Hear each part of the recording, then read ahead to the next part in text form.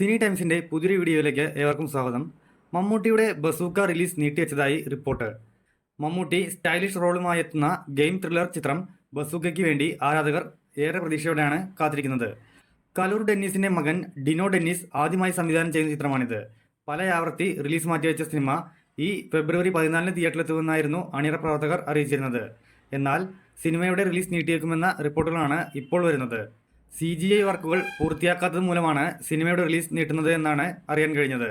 April 10 Vishu റിലീസായാകും cinema എത്തുക എന്നാണ് സൂചന. പ്രശസ്ത തമിഴ് സംവിധായകനും നടനുമായ ഗൗതം വാസുദേവ് മേനോനും സിനിമയിലുണ്ട്. കാന്താര ചാപ്റ്റർ 1 ബ്രഹ്മാണ്ഡ യുദ്ധരംഗം ഉണ്ടാകുമെന്നും ഒന്നിക്കുന്നത് വിദഗ്ധരായ 500ഓളം ഫൈറ്റർമാരാണെന്നും പുതിയ റിപ്പോർട്ടുകൾ. 2022 കാന്താര പുറത്തിറങ്ങിയത്. ഹൊമ്പാലെ ഫിലിംസ് ഒരുക്കിയ ഈ സിനിമ ഇന്ത്യ ഒട്ടാകെ വൻ ചലനമാണ് സൃഷ്ടിച്ചത്.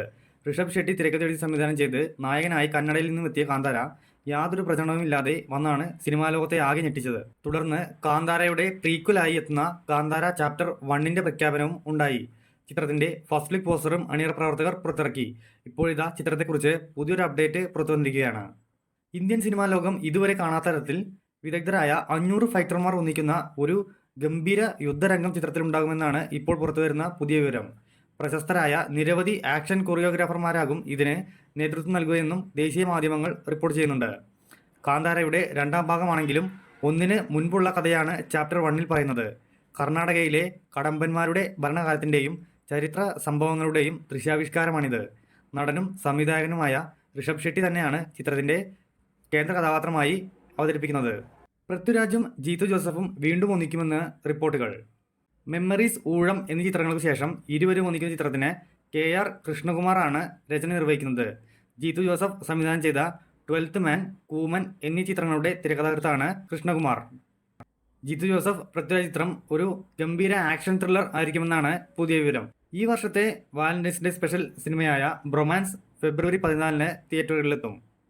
അരുൺ D. ജോസ് സംവിധാനം നിർവഹിക്കുന്ന ചിത്രമാണ് ബ്രൊമാൻസ്. മാത്യു തോമസ്, അർജുൻ അശോകൻ, സംഗീത് പ്രതാപ്, മഹിമ നമ്പ്യാർ എന്നിങ്ങനെയാണ് താരങ്ങൾ. വാലന്റൈൻസ് ഡേക്ക് പറ്റിയ യൂത്തിൻ്റെ കഥ തന്നെയാണ് ഈ സിനിമയും പറയുന്നതെന്നാണ് ട്രെയിലറിൽ സൂചിപ്പിക്കുന്നത്.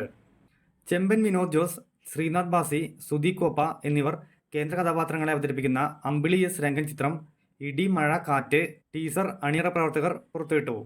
ചിത്രത്തിന്റെ കഥയും സംഭാഷണവും അമൽ പിരപ്പൻകോടും തിരക്കഥ അമൽ അമ്പിളി എസ് രംഗനും ചേർന്നാണ് തയ്യാറാക്കിയത്. കേരളം ബംഗാൾ പശ്ചാത്തലത്തിലാണ് കഥ നടക്കുന്നത്. ലോക സിനിമയിലെ സമാനതകൾക്കതീതമായ ചിത്രമാണ് സ്റ്റീഫൻ സ്പിൽബർഗിന്റെ ജുറാസിക് പാർക്ക്.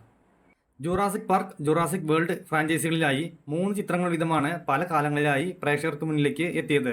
ഇപ്പോഴിതാ ജുറാസിക് വേൾഡ് ഫ്രാഞ്ചൈസിയിലെ ഏറ്റവും പുതിയ ചിത്രം ജുറാസിക് വേൾഡ് റീബർത്ത് പ്രേക്ഷകരിലേക്ക് എത്താൻ ഒരുങ്ങുകയാണ്.